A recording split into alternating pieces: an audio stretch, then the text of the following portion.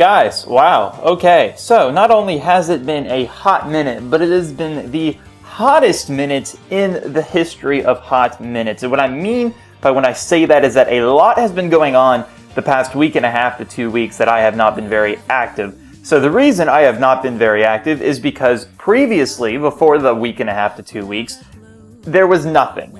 There was nothing to really talk about. Smash was in the midst of being updated, and so I've been doing a lot more. I've been playing Smash in particular a lot on just me time, so I haven't really gotten anything together for a type of video aside from this. We were getting some Persona 5 news this week. We actually, as of the time of this recording, we got Persona 5 Royal. We got an actual authentic trailer, a gameplay trailer, plus a lot of just information about the game that came out after the trailer dropped. So anyway, what I mean to say is that I haven't been doing a whole lot of videos the past couple of weeks because there wasn't anything worth making a video about. Now there is, and ironically enough, it is when I am out of town. So I'm kind of just doing this off the hook as far as videos go. There's this Smash Bros video, and then I might be doing something with Dean. Last I heard is that we were doing something, and we were recording something, although currently he is doing one of his Final Fantasy III streams. So if you guys are into old crappy Final Fantasy games, then by all means, check out Dean's crappy content. I'm kidding, I love you, Dean. But no homo. Anyway, so in this video, we will be talking about Smash 3.0, the update, what my thoughts kind of have been throughout the past week. It has been a full week since Joker's drop and since 3.0's drop as of the time of this recording. So what all exactly happened? Was it obviously worth the wait? Was the content worth actually doing anything with? So first of all, the biggest thing, obviously, for a lot of people was Joker finally coming to Smash Ultimate. Now, Joker was announced the night that the game came out, or the night before the game came out, officially speaking, the night before the game came out. It was at the Game Awards, actually, where Joker was announced for Smash Ultimate, which was so bizarre, it was so crazy. Oh my word, like, it's just the thought of Joker in Smash for me and for my group of friends, and then just for people online like Alpharad and Alex, like, whew! It was a big thing, guys. So, but Joker was in Smash, and so on the way that that Nintendo was announcing Piranha Plant and Joker, it's that they announced it, and then they prepared for the updates, or they prepared to release that character, and around the time that character was released, they announced a new character. So that didn't necessarily follow through with Piranha Plant and Joker, and since we don't know what the next character is for the second DLC pack, or for the second fighter, well, no, because it's one fighter pass, they're different packs. Anyway, since we don't know what the second character is, that rotation of announcing, releasing, announcing, releasing, doesn't really work. I mean, they definitely could do it with a few of their other characters, but as far as Challenger Pack goes, I think we can all kind of agree that the next character would be announced at E3.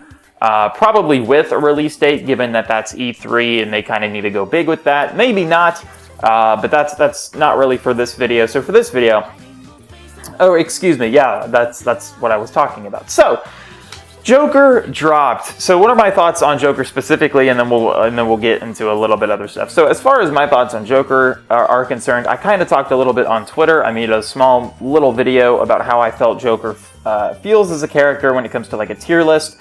I do think that he's a very technical character. I don't think he's a character that you can just kind of pick up and spam smash attacks with, similar to like Little Mac, Cloud, and every heavy in the game. So I do think that he kind of does require a more or a less casual perspective in order to be actually good at the character. As from a tier perspective, I think he's definitely high tier, probably not top with Pichu and Peach and Daisy and Olimar. I do think that he's close. I don't think that he's there. His edge guarding is super good, which kind of can kill floats and Olimar recovery. So, but whether or not you can get them off stage is the question. Anyway, so I do think that Joker is a very viable character. I think that a lot of the people who a lot of the Persona fans who are looking forward to Joker kind of got what they wanted, and a lot of the Smash characters, specifically, like, if you go from playing Smash 4 toward the top characters were fast and agile ones like Sheik, and then, you know, going over to Ultimate with Peach and Daisy, it's very weird. Now, Pichu kind of fits that nimble character, but for Pichu, a lot of his attacks kind of combo into each other, like forward airs and up airs, so up tilts into just about, or back airs into back airs. All of his aerials connect into one another now that I think about it. I mean, I knew that, but saying that out loud is another story. Anyway, so I don't know. I feel like Joker's kind of a good change of pace when it comes to just like, oh, it's another up air, or oh, it's another back air, you know? So anyway, Joker's a pretty cool character in my hands. I think that he's worth playing. I think he's rather viable when it comes to tier lists. So Joker's in there. We do have Mementos, and Mementos is kind of a stage that I figured was happening. A lot of people wanted the casino, and personally, I didn't think the casino was going to be added, given that the casino, as far as the game's lore is concerned, the casino is just any other level that you use. I mean, like, the casino is just as much as a level as the palace, literally the palace from the first level. So, I didn't, although the casino is what the game opens with for the tutorial, personally, I didn't think it was that good of a choice. I think Mementos fits the overall consensus of the story, since you can access Mementos after the first palace, and it becomes extremely important as far as the game's story goes at the very end of the game. But anyway, yeah, so Mementos is the stage, and the fact that the stage actually changes colors based on the music is super cool, and so they added music from both Persona 3 and Persona 4, which is absolutely amazing. That's not something I thought that they would have done, just given Atlas. So, but anyway, yeah, that's super cool. Persona's representation in Smash is absolutely amazing, and what I can't honestly wait for is Smash Ultimate mods, so we can have Persona 3 and the Persona 4 protagonist as texture mods in there as well. And so, I mean, maybe even JoJo, considering that JoJo does something similar from anime and stuff. So anyway. So aside from Persona 5, what else? So there was Stage Builder, and Stage Builder is quite something. So I do actually have my Switch in front of me here, and so the stages, all of the stages I have are competitive-ish. Like, a few of them I have for, like, aesthetic reasons. Like, let's see here. These are all the ones I have. I have Bowser's Castle. I have Battlefield Melee, version 3.0.0, Clock Tower, Halo 3 Snowbound, Clock Town, Smash 64 Desk Fix, Sans Undertale, of course, DDD Ring, Brawlhaven, Metacrystal, Pendulum, and then a custom one that I made, which I was trying to experiment illegal stages with portals, which didn't work very well. So I can put all of these stages, all of these stage IDs and their creators in the description if you guys want to play on the same stages that I play on. I am fully aware that there are very NSFW, I am very aware that there are NSFW stages which I do not have downloaded, nor do I play on. So I am sorry if you are looking for that kind of content here. But anyway. Oh, I need to buy this real quick. Cool. All right. So, but Stage Builder is super cool. I do not like the actual, like, building stages. Like, personally, I'm not having fun with building my own stages. I think the draw mechanic, how you're supposed to draw them out, is super stupid. It was stupid in Smash 4, and it's still pretty stupid here, but the fact that it's so diverse now versus in Smash 4, that you can make all these super cool creations, is honestly what makes it bearable. Personally, I would have rather had Brawl's Stage Builder than Smash 4's, but I think the way on how they customized it to the point to where, like, yes, you still have to go through the strenuous process of drawing out your stages, but you can customize them just as well as you could in Brawl. So it's a beautiful blend that they have together. The custom stages are absolutely fantastic. The worst part about some of them is honestly that some of the, I don't know if you want to call it material, but like some of the platforms and stuff that people make, for example, like the Battlefield Melee one, the triplats, the three platforms that hover above Battlefield, those are, like, the material that they're made out of is stone. so you can tech against them. They have their own ledges and etc. So there are a few instances to where like platforms and whatnot don't function the way that they should, simply because of what material that they're made out of, which is really stupid because like the stage looks so good, it just, you can't really have fun playing on it because the ledges don't work and stuff. So finding cool stages is one thing, finding cool stages that actually work is another, but it's still a lot of fun, definitely worth doing. I would prefer the option to edit stages that you download. I do understand why you can't do that though, because then it becomes your own stage and that takes away from sharing stages. But if you were to be able to do that, then you could fix the issue of platforms not working the way that they could, and etc.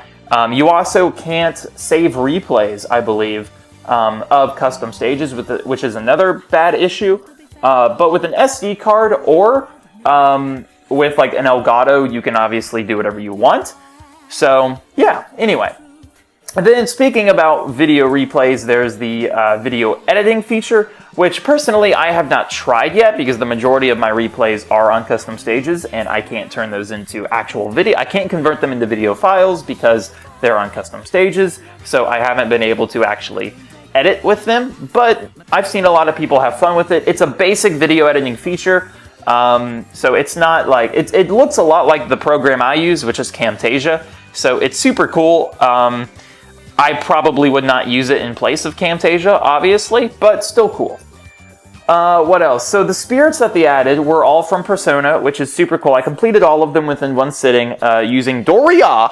So yeah, the spirits are super cool. I love the fact how there are separate spirit boards for the DLC that you purchase, which means that for the next 4 challenger packs, we're getting a good chunk of spirits as well and spirit challenges, which I think is super cool because although personally I don't like playing with spirits, collecting them is something that I do find fun. So, as far as that's concerned, there's probably the second biggest feature, aside from Joker and Stage Builder, well I guess it would be third, would be the shared content section, which you can find in the online mode of the game. So the shared content section allows you to see other people's videos and replays, you can spectate games as well, and then finally you can also share your Miis as well as your stages. So personally I have been using the share stage option a lot more, just because I've downloaded them. Oh, here's one actually, I'm looking now, here's one labeled Tartarus from Persona 3.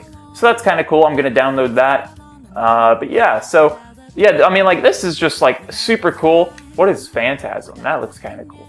But yeah, so this is, like, just super cool. And then you can obviously download Miis as well. The issue with Miis, though, is that you also can't edit them. So, like, here's one of Billy Joe. But anyway, so like, say for example that I find a Mii of like, well here's one of Tony Stark. So here's one of Tony Stark. Some of these abilities here I may not necessarily want and I cannot change them. I also can't download the Mii separately. Therefore I can't make a separate Mii fighter with that Mii icon, which kind of sucks. But yeah, so 3.0 definitely, in my opinion, was worth the wait. The amount of content that they added was absolutely amazing. My only in quotations gripes would be the fact that you can't edit Miis or stages that you've downloaded. I understand why, but it does kind of suck when certain Miis or when certain stages don't function the way that you want them to. Then you have the Mii outfits as well, which you do have to kind of purchase separately, which does suck, although I think they were like 75 cents a piece. So for the Persona 3 and the Persona 4 stuff, that's $1.50 plus tax to $2 to $2.50. Not 100% like horrible, but I don't know, $2 for 2 Miis, or $2.50 for 2 Miis, or for like cosmetic stuff. Personally, I would have preferred that been included in the fighter pass, but it's whatever. So aside from this, a lot of people are now talking about what's to come for 4.0. Personally, I'm not really worried about it. I do think 4.0 will be the next update to contain the next character. As far as other extra content is concerned, I don't think they're gonna fix Stage Builder or the downloadable Miis thing. I don't really know what else they would add to Smash Ultimate at this point, aside from just characters and balance fixes. Along with, spirits and stages and stuff. I mean, a lot of people kind of want to see Smash Run from the 3DS mode come back, since Smash Run is kind of like a single-player campaign, but it's different than classic mode. So a lot of people want that. Personally, I'm cool for it. I'm not a huge fan of Spirits mode just because I don't like... I just don't like the abilities and stuff that Spirits give you. I do think it's cool to have Spirits attached to characters, but them actually granting and changing the balance of the game is something that I'm not necessarily thrilled of. I get it, it's like to have fun, but I play mostly competitively. So that's really all I have about it. As far as like serious 4.0 changes goes, I really just think that it's going to be characters. I don't think it's going to be much of anything else as far as extra content is concerned. Maybe there will be something down the line, and I'll have a discussion about that then, but definitely not now. This is just more so of my review concerning 3.0 and whatnot. So, yeah. So, real quick before I end the video, again, I am on vacation for the next couple weeks. I am actually graduating on a cruise, believe it or not. Yeah, the beauties of being homeschooled, guys. So, as of the time of this recording, it is April 24th. I am scheduled to be back, I think, like the second week of May. By the second week of May, or during the second week of May, like the 6th, the 8th, somewhere around there is when I believe I'm expected to be back. So I am spending Cinco de Mayo on a cruise. Wow, I know, right? Yeah, sweet. So anyway, that means that I'm really not going to be uploading much of anything these next couple weeks. I do have one video scheduled for this Friday, I believe, either this Friday or next Friday. It's just a Smash Bros. Montage thing. It's not anything like, whoa.